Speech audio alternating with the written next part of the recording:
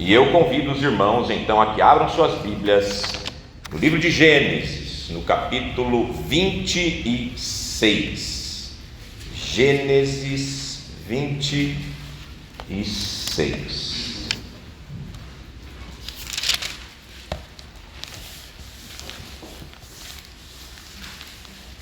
Gênesis 26, os irmãos estiverem aí com as suas Bíblias abertas.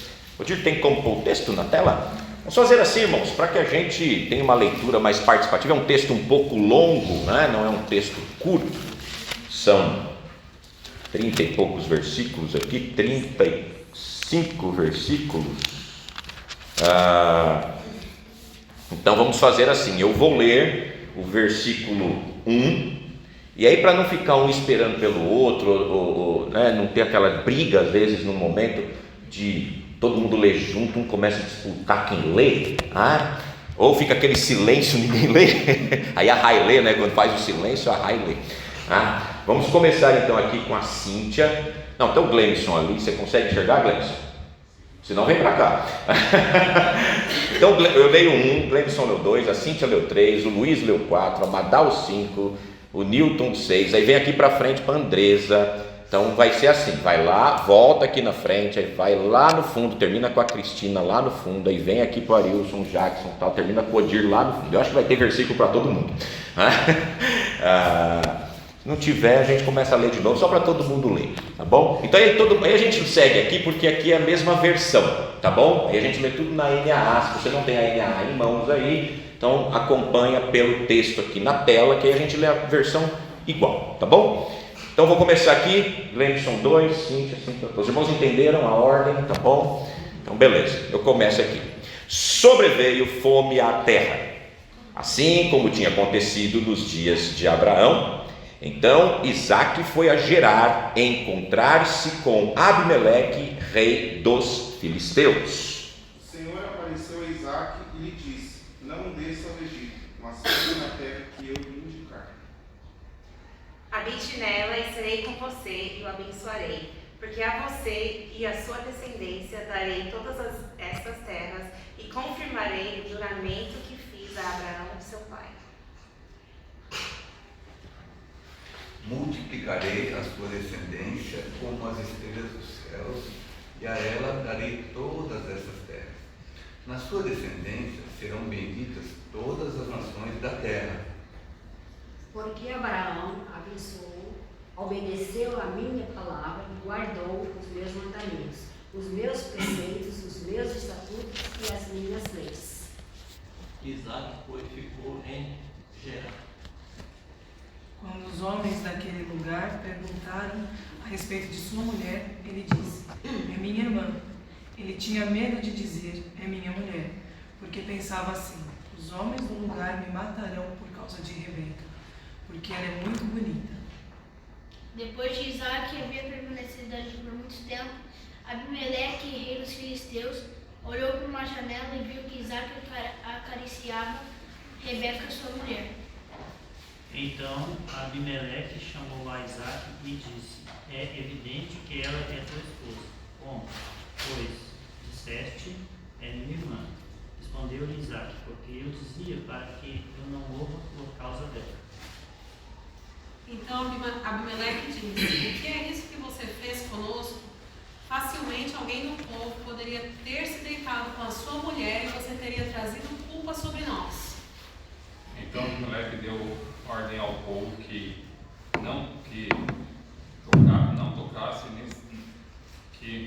tocar nesse homem ou nessa mulher seria de morte.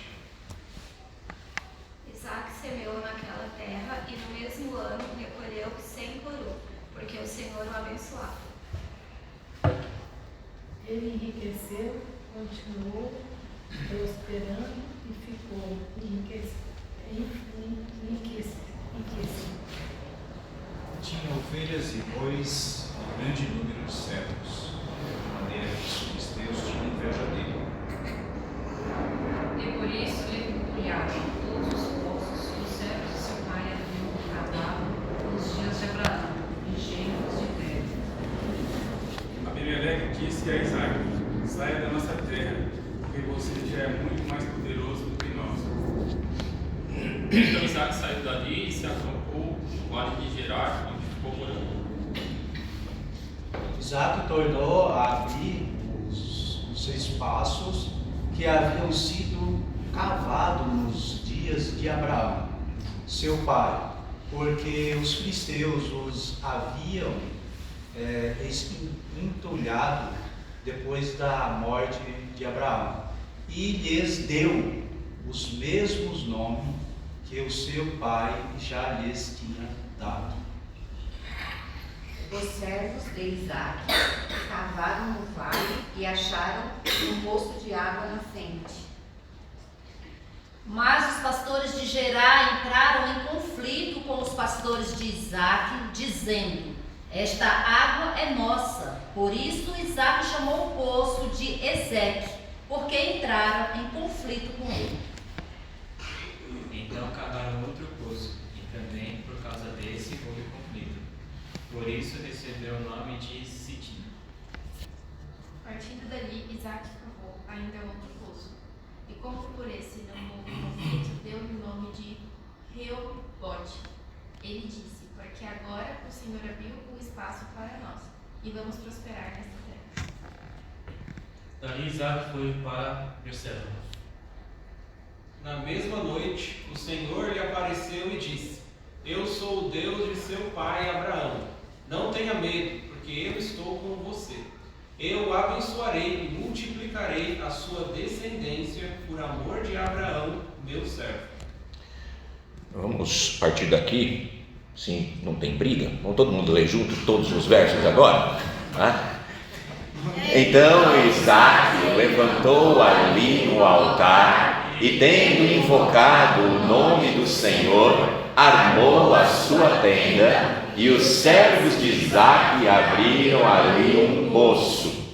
Abimeleque, seu amigo, Austate e Ficol, comandantes do seu exército, saíram de Gerar para encontrar Isaac. Isaac perguntou: por que vocês vieram à minha presença, se me odeiam e me expulsaram do meio de vocês? Eles responderam: vimos claramente que o Senhor está com você. Então pensamos que seria bom se houvesse um juramento entre nós e você.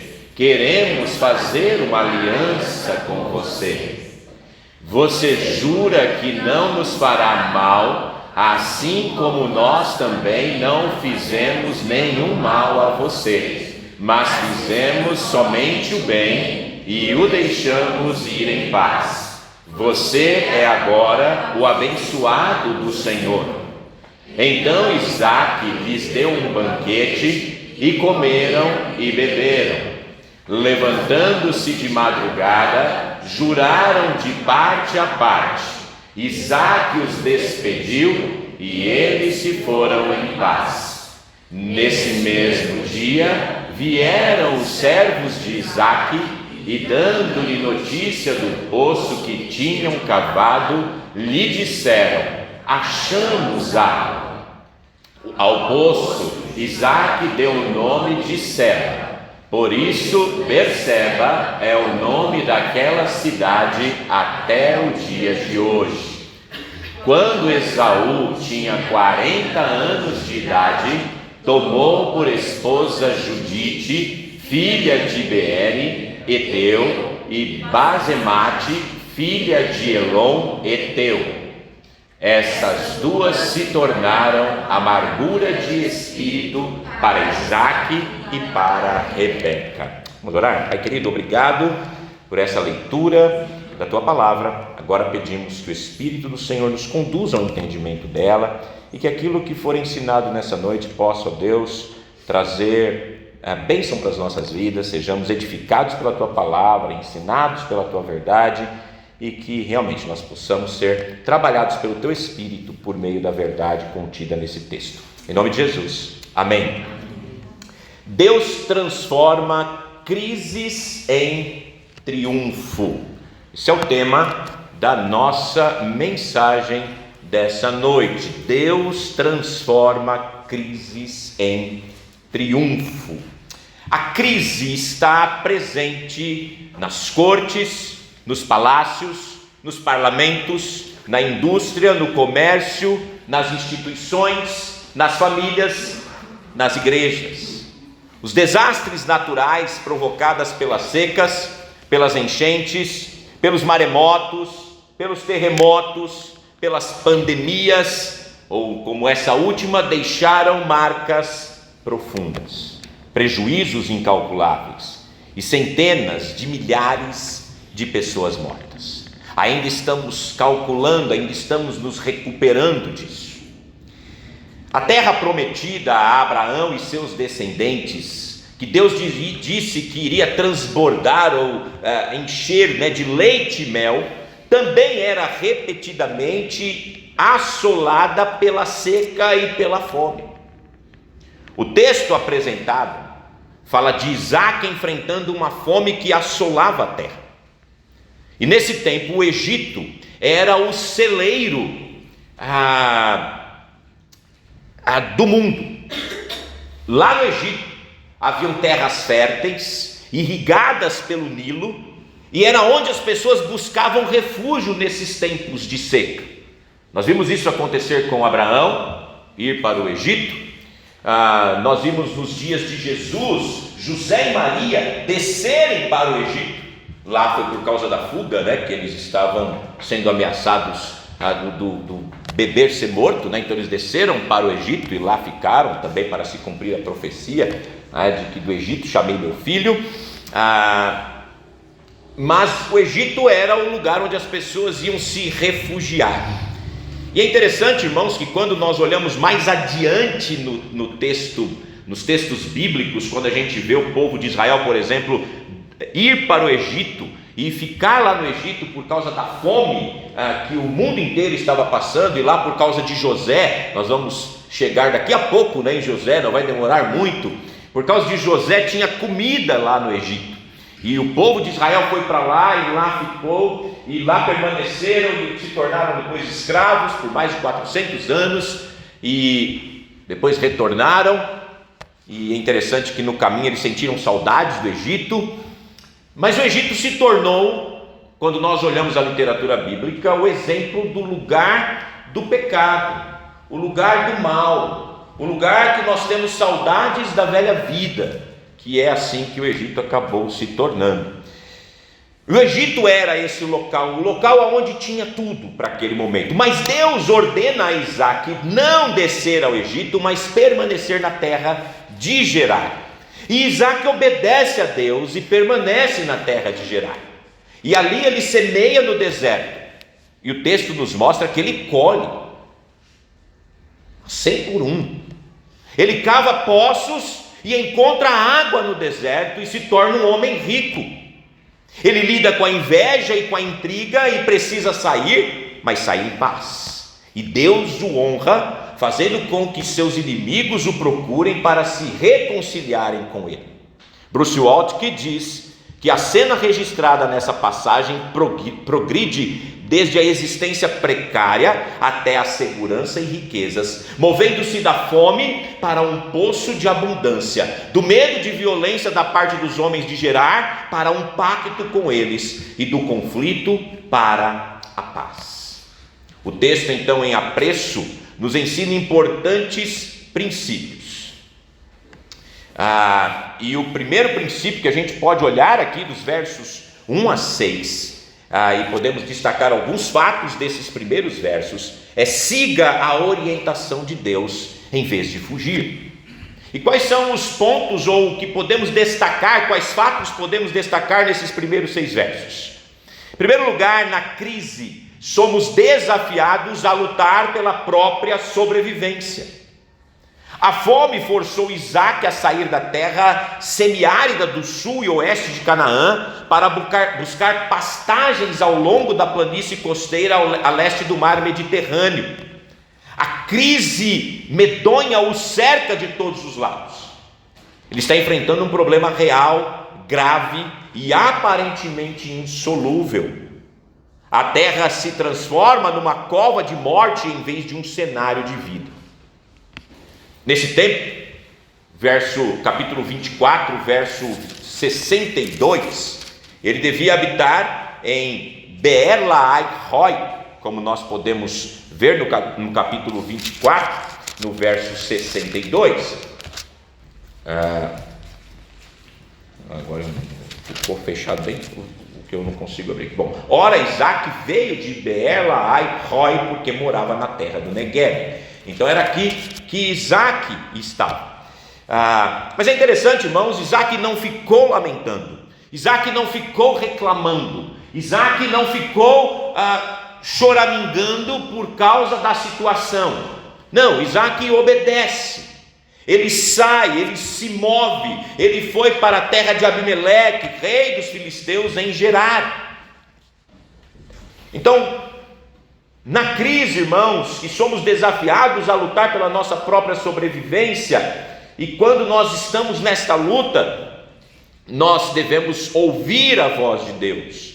E também podemos ver um outro princípio, uma outra razão, um outro fato que demonstra o princípio principal aqui, é que devemos seguir a orientação de Deus em vez de fugir. Na crise não podemos buscar atalhos sedutores. Fugir na hora da crise pode ser perigoso. Isaac é exortado por Deus a não descer ao Egito, até porque fugir nem sempre é a solução. Nem sempre é a solução.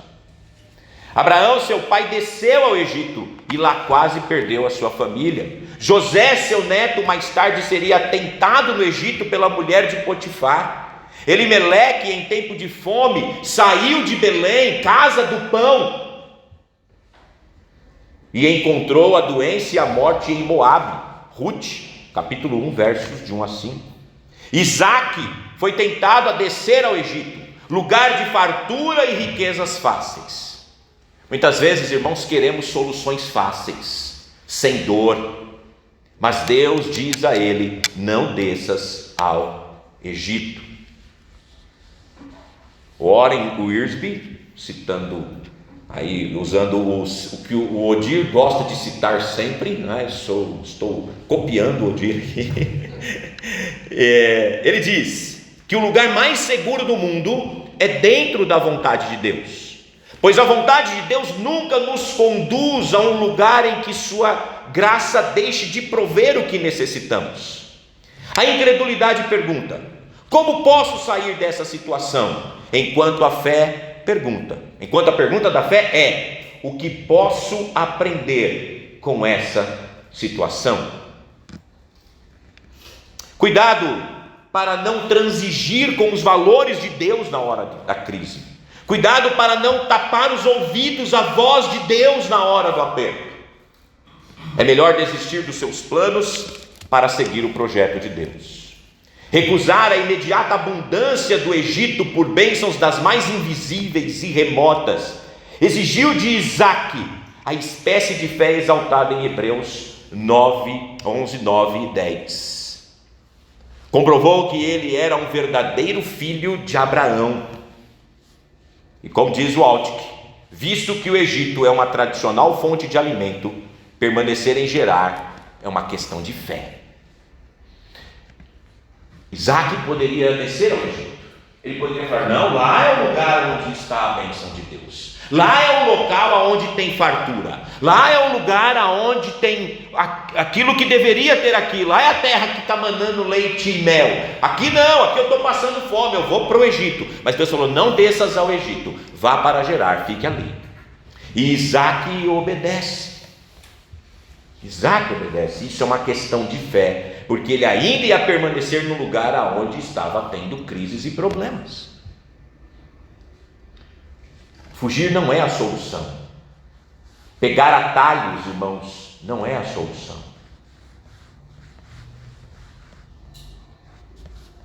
Não é uma solução.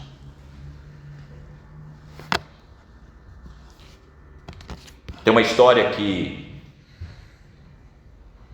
essa história eu gravei num curso que nós fizemos muitos anos atrás. A Andressa também fez esse curso. Eu me lembro que o nosso facilitador do curso, ele terminou o curso com essa história. Não sei se eu vou lembrar todos os detalhes da história, mas é uma ilustração interessante para esse ponto. Ele contou que em um dado tempo um homem casado, jovem, casado com a sua esposa, enfrentou uma crise na sua família e no seu local, na sua fazenda, no lugar onde eles moravam, de fome. Então ele teve que deixar o local e ir trabalhar num outro lugar, numa outra cidade. Ele deixou a esposa sozinha e foi trabalhar na outra cidade. E os anos se passaram, mais de 20 anos se passaram sem ele retornar para sua esposa. Mas ele trabalhou arduamente todos os dias para juntar tostão por tostão para voltar para sua esposa e ter condições de dar aquilo que ele entendia que ela merecia. E ao final desses 20 anos ele foi até o seu patrão e falou: olha, eu vou voltar, eu preciso de todo o meu dinheiro. Ele combinou com o patrão dele que ele não queria receber nada, só o pão de cada dia, e que o patrão dele guardasse todo o dinheiro dele durante todo o tempo que ele ficasse lá, para que quando ele saísse com todo o dinheiro. Então, quando ele resolveu ir embora, o patrão falou: tudo bem, você tem uma escolha, ou eu te dou todo o dinheiro, ou eu te dou 3 conselhos, você escolhe. E aí ele pensou, no dia seguinte ele chegou para o patrão e falou: tudo bem, eu quero os 3 conselhos. Eu quero os 3 conselhos. E não estou lembrando dos 3 agora, 2 eu estou me lembrando, né? 2 está vindo na minha mente de imediato. Mas um era: não pegue atalhos. Um deles era: não pegue atalhos. O outro era: não tome decisões de cabeça quente. E eu não lembro qual era o terceiro, mas para nossa ilustração aqui não importa lembrar qual é o terceiro aqui. Mas aí ele pega e dá um pão para suprimento dele na viagem e um pouco d'água e fala: pode ir embora. E ele pega então suas coisas, sem o dinheiro que ele trabalhou 20 anos, e volta para sua casa. E então ele está no meio do caminho, ele sente fome. O terceiro é: come esse pão somente na sua casa. Esse era o terceiro conselho. Eu lembrei, tá vendo? Come esse pão somente na sua casa. E então ele começou a ir, e ele sentiu fome, ele teve vontade de partir o pão, mas ele falou: não, o conselho é não comer o pão. E ele continuou caminhando. E aí, no meio do caminho, ele encontrou uma pessoa e falou: se você for por aqui, o caminho é mais rápido, você vai chegar mais rápido na sua cidade. E aí ele estava entrando no caminho, ele lembrou: opa, segundo conselho, não tome atalhos. E ele então foi pelo caminho mais longo, e depois ele descobriu que era uma emboscada que estava armada para matá-lo. E o terceiro conselho, então, ele chegou na frente da sua casa, e ele viu aquela fumacinha subindo, né, no fogão a lenha lá, aquela chaminézinha do fogão a lenha. Ele falou: finalmente estou chegando em casa. E quando ele estava chegando em casa, ele viu um rapaz sentado na escada da sua casa e a sua esposa acariciando a cabeça dele. E então ele ficou furioso, e ele pegou um pedaço de pau e falou: eu vou matar esses 2. Eu fiquei 20 anos trabalhando e agora essa miserável está com outro homem em casa. E ele ficou furioso, e aí ele lembrou do terceiro conselho: não tome decisões de cabeça quente. Então ele dormiu ali naquele local, e no outro dia cedo, então ele bateu na porta da sua casa. E a sua esposa abriu a porta e o abraçou com toda alegria. E ele ficou ali parado, né? Bravo ainda, mas já sem aquela decisão de matá-la. E ele falou: como você pôde ter outro homem depois de 20 anos que eu trabalhei para a nossa família e tal? E ela falou: não, aquele rapaz é o seu filho. Quando você saiu daqui, eu fiquei grávida. Então eles se alegraram e entraram, e ele pegou o pão para comer. E quando ele abriu o pão, todo o dinheiro que ele tinha trabalhado estava dentro daquele pão, né? Mas a história é para nos dizer: às vezes as coisas mais fáceis, ou as decisões que parecem ser as melhores, nem sempre são as melhores. Às vezes o esperar, o passar pela necessidade, pela dificuldade, pela luta, é o que Deus quer para as nossas vidas. Terceiro lugar aqui desses versos iniciais: na crise precisamos tirar os olhos das circunstâncias e colocá-los nas promessas de Deus. Eu gosto muito daquele cântico, né, que sempre fala: não olhe as circunstâncias, olhe o seu amor, não me guio por vistas, alegre estou. Tirar os olhos das circunstâncias e colocar nas promessas de Deus. É a primeira vez que Deus aparece a Isaac. Deus não apenas lhe deu uma ordem expressa de não descer ao Egito e ficar na terra que ele lhe disse para ficar, mas também fez promessas para Isaac.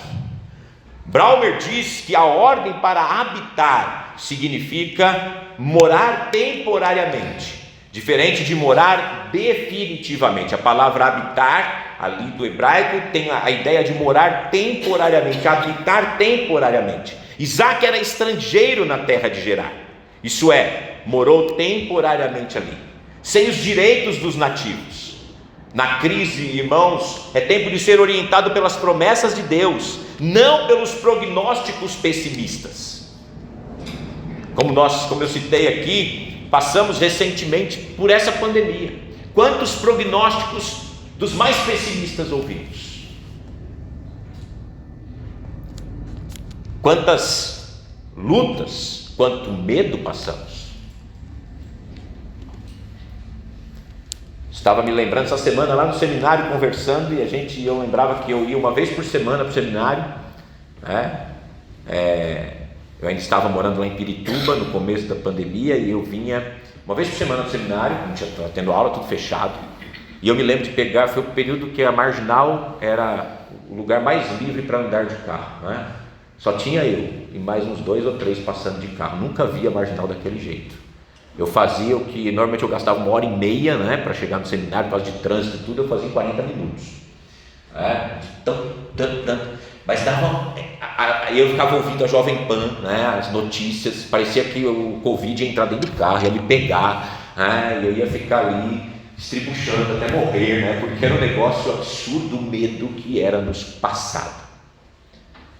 Fechamos as igrejas, ficamos em casa. Lógico, todas as medidas eram sanitárias para nos proteger, e ficamos aguardando que tivesse uma vacina ou qualquer coisa assim para nos livrar. E eu brincava, né? O pessoal falava assim: não, mas se a cloroquina resolver, eu falei: eu tomo até gasolina, imagina a cloroquina, né? Se falar que gasolina resolve, eu bebo, não tem problema, né? E assim foi. Quando chegou a vacina, eu ficava contando os dias para chegar a minha faixa etária. Eu nunca quis ser velho na minha vida como naqueles tempos. Por que eu já não tenho uns 60 anos, né? Eu já posso ir mais rápido tomar a vacina. E toda a discussão, e toda a briga, e toda não resolve nada, é para marcar, é o chip da besta, e não sei o que. Eu falei: eu estou nem aí, eu quero a vacina. Eu vou tomar essa bendita aí. O primeiro dia que eu pude, eu fui para a fila aqui no clube, aqui no negócio aqui do Mané Garrincha aqui, né? Fiquei na fila do Mané Garrincha quase 1 hora para tomar a primeira dose da vacina, né? Enquanto eu tomei a primeira dose, o Lula já tinha tomado umas 4 doses, 51 do Lula, né? Da vacina. Aí eu fui lá e aí eu tomei a primeira dose, eu fiquei feliz, né? E as brincadeiras de virar jacaré e toda aquela coisa, eu não estava nem aí onde eu queria tomar a vacina, porque eu falei: pode ser uma solução. Ninguém sabia se ia dar ou não resultado, mas se tivesse 10% de chance, eu falei: eu quero ter esses 10% de chance. E fui lá, tomei a vacina, e a gente ficou naquela expectativa, e o mundo todo naquela expectativa, e graças a Deus passamos por isso, estamos aqui, mas ficaram marcas profundas. Amigos nossos morreram, pessoas próximas morreram, parentes nossos morreram. Quanta dor, quanto sofrimento, quantas dificuldades. Mas, irmãos, nós tínhamos a esperança em Deus. Nós podíamos descansar no Senhor, embora com todos os medos e lutas, pelos mais pessimistas prognósticos que tivéssemos, nós podíamos confiar em Deus. Brauner diz: na época da fome, Isaac teve de aprender. Deus anula as obviedades e confirma a sua promessa. Nós podemos descansar nesse período, né, irmãos, no Senhor, embora os medos e as angústias. Deus nos sustentou. E Deus faz 3 promessas a Isaac. eu serei contigo, ou seja, a presença de Deus, eu te abençoarei, a providência de Deus, eu te multiplicarei, ou seja, te darei uma descendência. Depois Deus lhe dá a razão pela qual ele está fazendo a promessa. Abraão obedeceu a minha palavra e guardou os meus mandamentos, os meus preceitos, os meus estatutos e a minha lei. Em quarto lugar, na crise precisamos obedecer a Deus sem racionalizações. Deus tem duas ordens para Isaac: não desças ao Egito e fique na terra de Gerar. Isaac não discute, não questiona, não racionaliza, não duvida. Isaac obedece prontamente e pacientemente. Ele aprendeu com Abraão, seu pai. Deus disse a Abraão: saia da tua terra, do meio da sua parentela, e ele saiu. Abraão, vá para Moriá, e ele foi. Abraão, ofereça seu filho em sacrifício, e ele ofereceu. Abraão, não estenda a mão sobre o menino, e ele obedeceu. O caminho da obediência é o caminho da bênção. Portanto, na crise, não fuja de Deus, obedeça. Não transija com os valores absolutos de Deus. Versículos de 7 a 11 fala desses valores absolutos, que a gente pode ver alguns deles aqui, que Isaac nessa parte ele falhou. Ele falhou, assim como seu pai também já tinha falhado. Ele copiou também algumas falhas de seu pai. E aí nós podemos pensar um pouco sobre essa questão, e nessa questão dos versículos de 7 a 11, nós podemos ver aqui dois pontos que são dignos de destaque. Primeiro, a mentira contada. Os grandes homens também têm os pés de barro. A Bíblia não esconde as falhas desses homens. Nós só temos visto coisas boas aqui de Isaac, mas Isaac repete o mesmo pecado da mentira que Abraão, seu pai, praticou, na mesma geografia e sob as mesmas circunstâncias. No mesmo lugar, com as mesmas pessoas. Lá está Isaac repetindo o pecado de seu pai. Lá está Isaac repetindo o pecado de seu pai. Isaac mentiu para salvar sua pele, demonstrando que amava mais a si mesmo do que a sua própria esposa. A palavra de Deus nos diz: no amor não existe medo, antes o perfeito amor lança fora o medo. Ora, o medo produz tormento, logo aquele que teme não é aperfeiçoado no amor. 1 João 4,18. Isaac estava preocupado com a sua segurança, não com os sentimentos da sua mulher, uma vez que negou o mais sagrado dos relacionamentos, a união conjugal. Isaac foi covarde na hora em que precisava ser mais corajoso e colocou sua mulher no balcão dos desejos e na vitrine da cobiça, usando um dote físico da esposa, a beleza dela, como um fator de risco para ela. Ao contrário de Sara, Rebeca não foi sequestrada para o harém do rei filisteu, mas isso não tornou Isaac menos culpado que seu pai. Também a mentira é descoberta. Mentira contada tornou-se a mentira descoberta, versículos 8 e 9. Como a gente costuma dizer, a mentira tem pernas curtas. E podemos concluir que ela é manca e não consegue ir muito longe, né? Ela é sempre fraca, não importa o quão forte pareça. Os grandes homens, como disse, têm pés de barro e também podem ser incoerentes. As carícias na intimidade eram uma contradição da negação do compromisso em público. Isaac só era o marido dentro do quarto. Fora dos portões não tinha coragem de assumir a sua mulher, o que certamente feriu o coração de Rebeca. Daí para frente o diálogo morreu na vida deste casal e eles passam a velhice na solidão. Jogaram um filho contra o outro e sofreram amargamente as consequências. A velhice de Isaac foi vivida com a ausência de Jacó, a revolta de Saul e a falta de diálogo com Rebeca. Isaac tinha acabado de ouvir lindas promessas de Deus referente à sua família e em seguida comete 3 pecados graves contra sua esposa: mentira, egoísmo e medo. As vitórias de ontem não servem para hoje, portanto é necessário vigiar sempre. Não é porque ontem eu fui um crente firme em todas as minhas convicções que amanhã eu vou ser. Eu tenho que vigiar sempre para não falhar, para não cair. E por fim, a mentira é reprovada. A mentira contada tornou-se a mentira descoberta, e a mentira descoberta tornou-se a mentira reprovada. Abimeleque vai lá e fala novamente, como aconteceu com Abraão. Ele vai falar: por que você fez isso? E mais uma vez, um grande homem de Deus é corrigido pelo ímpio. Isaque, o patriarca, é exortado e corrigido pelo rei dos filisteus. Em vez de ser um exemplo, é motivo de escândalo. E em vez de dar testemunho para os ímpios, é disciplinado por eles. A proteção de Isaque não advém de seus méritos, mas apesar dos seus deméritos, Deus ainda protege Isaque. Faça o ordinário e espere o extraordinário, é outro princípio que podemos ver dos versos 12 a 14.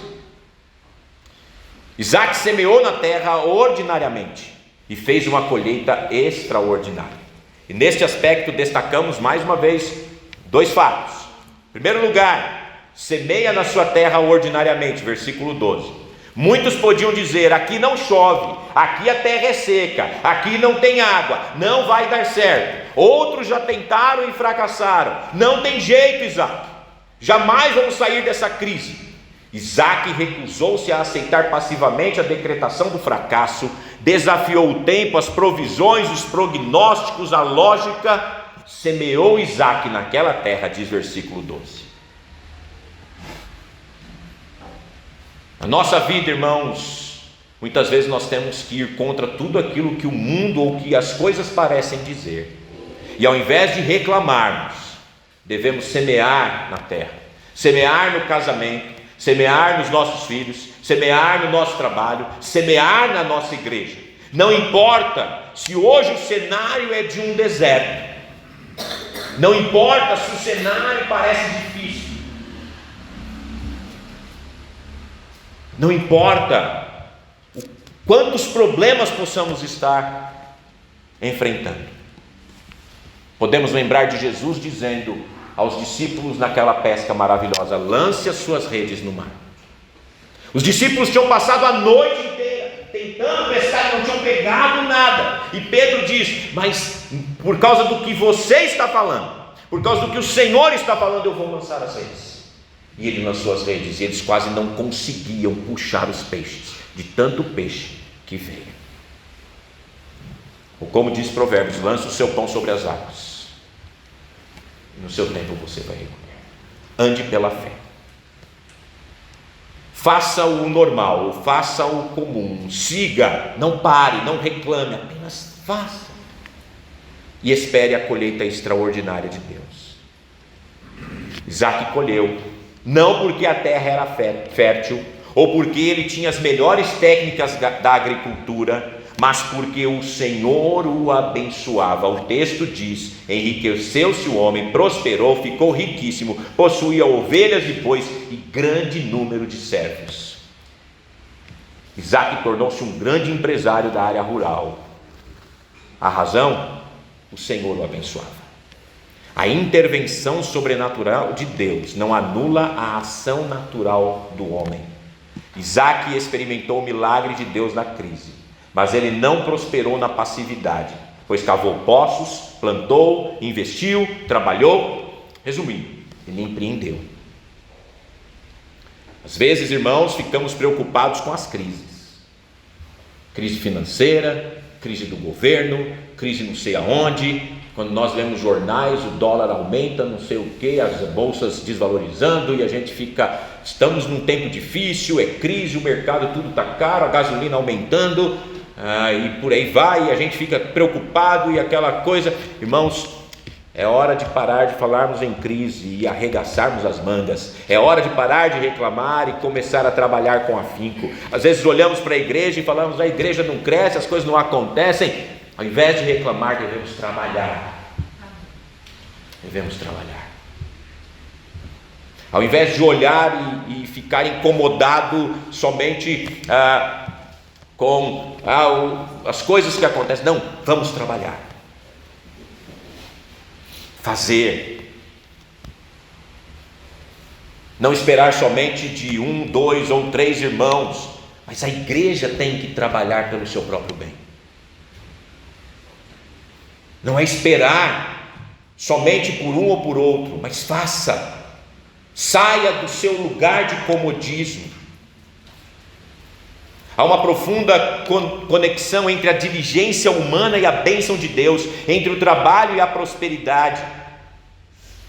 Eu acho muito legal a palavra oração, porque é orar e agir. Ora, ação. Não adianta só eu orar, jejuar, ficar lá dias e dias pedindo alguma coisa. Não, eu tenho que agir também. Não basta eu orar pelo crescimento da igreja, eu tenho que sair e evangelizar. E não espere isso que o pastor faça, irmãos. Pastor não cresce igreja. Pastor não traz gente. Espere que o pastor faça isso não, porque não vai acontecer, irmãos. Eu sou mais um como você. Tem que todo mundo trabalhar.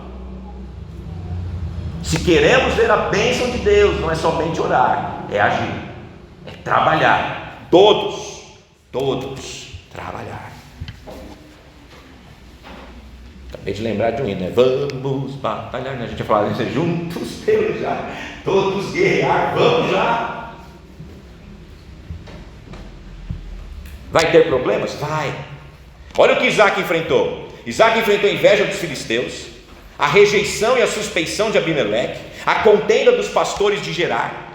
Isaac vive a realidade de uma cidade hostil, de campos sem água. Poços antigos foram entulhados e novos são disputados. O rei dos filisteus expulsa da cidade de Gerar. A inveja dos filisteus, a rejeição de Abimeleque trazem a Isaac grandes desafios. Em vez dos filisteus aproveitarem e aprender os novos e importantes métodos da agricultura com Isaac, eles foram lá, entulharam seus poços e expulsaram o patriarca para outro lugar. As pessoas normalmente não se alegram quando você prospera, ou seja, inveja, rejeição e contenda são tensões que você precisa enfrentar. Como Isaac enfrentou a inveja, a rejeição e a contenda, com paciência. Quando Abimeleque o mandou sair, ele saiu. Quando os filisteus encheram seus poços de entulho, ele saiu e abriu outros poços. Quando os pastores de Gerar contenderam para tomar 2 poços, ele não discutiu e seguiu em frente para abrir o 3º poço. Ele teve uma reação transcendental. Isaac nos ensina que é melhor sofrer o dano do que entrar numa briga buscando os nossos direitos, e que também é impossível ser verdadeiramente próspero sem a nossa saúde emocional estar pronta para os desafios que vêm. Não há coração pacificado sem exercício do perdão. Esse é também mais um dos princípios. Isaac não é homem de briga, por isso prefere sair do lugar de conflito e buscar novos horizontes. A paz de espírito é melhor do que riquezas. Vencer um embate e perder a paz é consumada derrota. Na crise, busque velhas e novas possibilidades. Versículos 18 a 22. E vamos ver algumas lições desse princípio também. Versículo 18 diz: em primeiro lugar, reabra os poços antigos. Isaac aprende com a experiência dos mais velhos. Ele não chama especialista para cavar poços. Em vez disso, ele reabriu as fontes de vida que abasteceram seus pais. Precisamos, irmãos, redescobrir as fontes de vida que os nossos pais beberam e que foram entulhadas pela corrupção dos tempos. Cavar novos poços outra vez, pois lá tem água boa, tem mananciais. Precisamos, irmãos, voltar e reunir a família em torno da palavra. Precisamos orar juntos. Precisamos voltar a fazer o culto doméstico. Eu também preciso. A gente vive falando em voltar a fazer o culto doméstico, mas nunca volta. Nós precisamos voltar.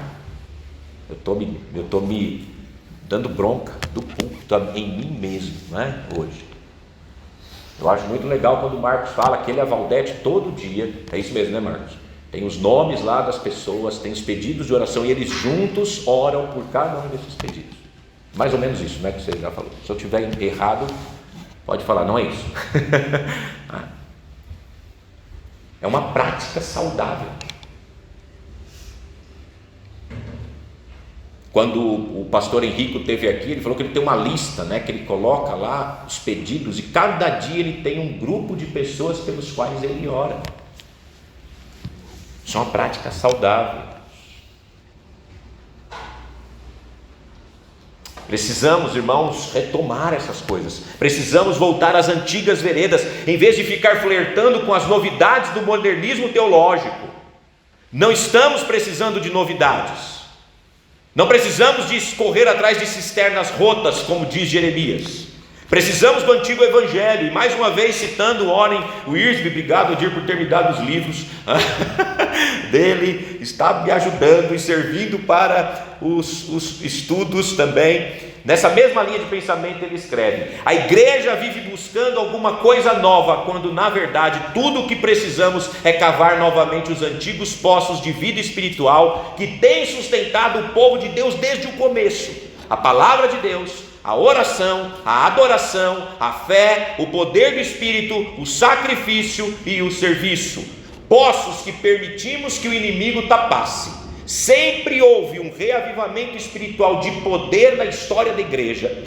Sempre que houve um reavivamento espiritual de poder na história da igreja, foi porque alguém cavou novamente os velhos poços, de modo que o Espírito vivificador de Deus tivesse liberdade de operar. Isaac tirou os entulhos dos filisteus para que a água pudesse jorrar. Isaac compreendeu uma verdade sublime: havia água nos poços, mas ela não podia ser aproveitada. Primeiro ele precisa tirar o entulho dos filisteus. Deus tem para nós fontes, rios de água viva, e nós não recebemos, porque precisamos retirar o entulho. O entulho não vai sair sozinho. É trabalho nosso. Afastar os hábitos errados, as falhas que temos, é trabalho nosso. Segundo lugar, cave novos poços, versículo 19. Isaac tornou-se um especialista em cavar poços. Quando estamos vivendo num deserto, irmãos, precisamos nos tornar especialistas em derrotar crises. Isaac começou a cavar poços, cavou 7 poços. Ele se especializou no que fazia. Busca um milagre, mas está pronto a suar a camisa. Enfim, ele vai à luta e se torna um doutor em cavar poços no deserto, prosperando quando todo mundo está reclamando da crise e da fome. Em terceiro lugar, abra mão dos seus direitos, versos 20 e 21. Os filisteus entulharam os poços antigos que Abraão havia cavado e os novos que Isaac havia cavado. Isaac cavava os poços e os filisteus entulhavam os seus poços. Eles estavam decididos a roubar sua riqueza, sua posição, sua reputação. Mas Isaac ia para frente e cavava novos poços. Os filisteus vinham atrás e entupiam seus poços. E ele continuava indo em frente e abrindo novos poços. Quando os servos de Isaac acharam um poço de água nascente no vale, os pastores de Gerar contenderam com os pastores de Isaac, e reivindicando o direito de posse da água. O poço recebeu o nome de Ezeque, porque contenderam com ele.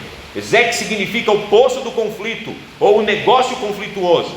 Então os servos de Isaac cavaram outro poço, e de igual modo, por causa desse poço, os filisteus voltaram a contender. Por isso o poço recebeu o nome de Sitna, que tem um parentesco com o nome de Satanás, acusador e inimigo. Portanto, esse poço chama-se lugar de inimizade. Em vez de Isaac entrar no conflito, defendendo seus direitos, ele foi adiante para cavar novos poços. Em quarto lugar, aqui nesse princípio, a prosperidade vem de Deus, versículo 22. Partindo dali, Isaac cavou ainda outro poço, e como por esse não houve conflito, deu-lhe o nome de Reobote. E ele disse: porque agora o Senhor abriu espaço para nós e vamos prosperar nessa terra. Isaac cavou outro poço e encontrou água. Os filisteus desistem de contender com ele. Como diz, o ditado popular: quando um não quer, 2 não brigam. Os inimigos cansam, irmão. Se você não parar, se você não desistir, se você não brigar, se você continuar trabalhando, o que vai acontecer? O inimigo se cala, porque ele vai cansar de te perseguir, Porque você abriu o poço, foi lá e cavou. Isaac abriu outro poço, foi lá e eles encheram de novo, e briga e tudo. Chegou um momento que eles falaram, não dá mais. Cansamos. Se nós pararmos, irmãos, diante da primeira crítica, nós não vamos fazer nada.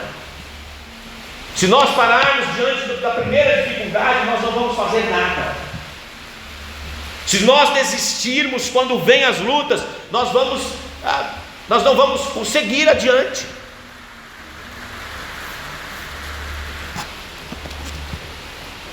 Devemos seguir, continuar. E aí, então Isaac deu o nome do poço de Reobote, dizendo, porque agora nos deu o Senhor um lugar e prosperaremos na terra. O nome Reobote é religioso, o significado literal é amplos espaços. Isaac abriu novos poços, mostrando que não se contentava com as experiências do passado, ele queria mais. Isaac era um homem empreendedor e queria mais. Precisamos aspirar mais do que os nossos pais aspiraram. Precisamos avançar mais do que eles avançaram. Os melhores dias não ficaram para trás, estão para frente. Portanto, irmãos, nada de saudosismo. Não podemos deixar que as experiências do passado sejam o limite máximo das nossas buscas. E não podemos jogar o passado fora, nem idolatrá-lo. Irmãos, eu estou na igreja desde o ventre da minha mãe. Então eu já vi de tudo no meio da igreja. Mas quantas vezes o saudosismo nos atrapalha? Me lembro que na igreja que eu cresci, tinha um irmão lá muito influente. Era uma bênção aquele irmão. Trabalhou muito pela igreja. A família dele era da igreja, mas uma família muito influente na nossa igreja. Um irmão abençoadíssimo. E ele nunca fez isso para ter crédito. Mas as pessoas davam um valor e falavam assim, na época, depois ele faleceu, então falou, na época do fulano, a igreja não fazia assim. Ele nunca quis que fosse desse jeito. Mas as pessoas da igreja começaram a criar, na época do fulano, não fazia assim. Até que um dia, uma assembleia da igreja, foi falar de fazer alguma coisa, eu não lembro o que era, foi falar de fazer alguma coisa, aí um irmão levantou, mas na época do fulano, não fazíamos assim. Aí uma irmã levantou e falou, irmão, o fulano foi uma bênção para a igreja, ele fez muita coisa, mas ele morreu, deixa ele lá no lugar dele, e a época dele passou, é a nossa época, vamos trabalhar daqui para frente, não esquecendo o que ele fez, mas olhar o que temos a fazer. Nunca mais, irmãos, ouviu-se a frase na época do fulano a igreja fazia assim. Acabou essa frase da igreja. Porque às vezes, irmãos, nós vivemos do passado. Não, o passado é bom sim. Nós precisamos olhar às vezes no retrovisor para o passado e ver o que temos de coisas boas do passado, mas viver o futuro viver o presente sem deixar de olhar o futuro.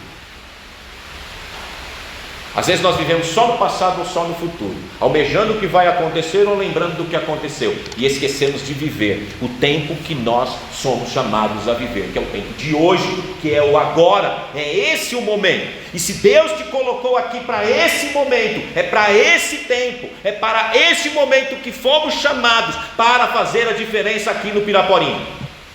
Não é para amanhã, não foi para ontem, é para hoje, é para agora. Deus não colocou essa igreja aqui, irmãos, à toa. Esse poço não foi cavado aqui à toa. Deus nos colocou aqui para fazer a diferença neste bairro, para ser uma comunidade de fé que vai alcançar e avançar neste bairro, nesta cidade, para a glória de Deus.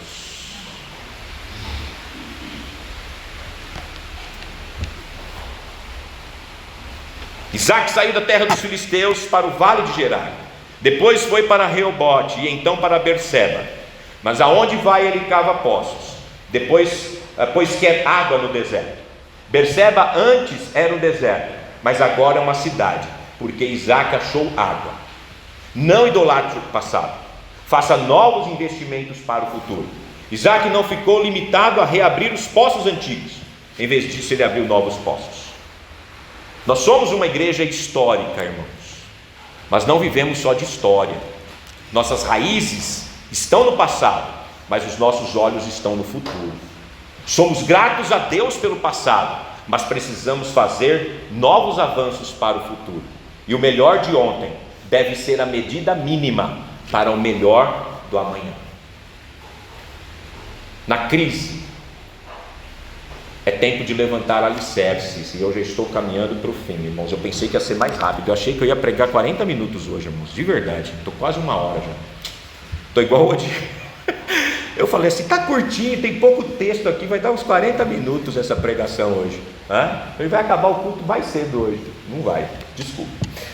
Mas na crise é tempo de levantar altares, não apenas cavar poços. Versículos 23 a 25. De volta à vida seminômade, Isaac chegou à sua caravana em Berseba, o lugar onde Abraão tinha feito um acordo com Abimeleque de Gerar.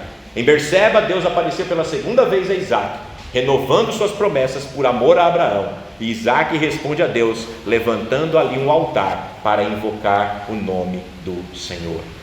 Tudo, irmãos, tudo que nós fazemos na nossa vida precisa ser um ato litúrgico. Veja que Isaac primeiro erige um altar, antes mesmo de armar sua tenda. Ele adora a Deus e depois vai buscar o conforto. Isaac não é apenas um homem próspero, mas também um homem piedoso, que misturava liturgia e trabalho. Tudo que nós fazemos então é um ato litúrgico. Ou seja, você precisa trafegar da igreja para o trabalho com a mesma devoção. Na segunda-feira, a sua segunda-feira precisa ser tão cultica quanto o culto de domingo. E antes de receber o seu culto aqui no domingo, irmãos, Deus precisa se deleitar com a sua vida. Deus não quer apenas que você venha aqui prestar um culto a Ele. Ele quer que você preste a sua vida como um culto de adoração a Ele. No seu escritório, no seu comércio, no balcão, no campo,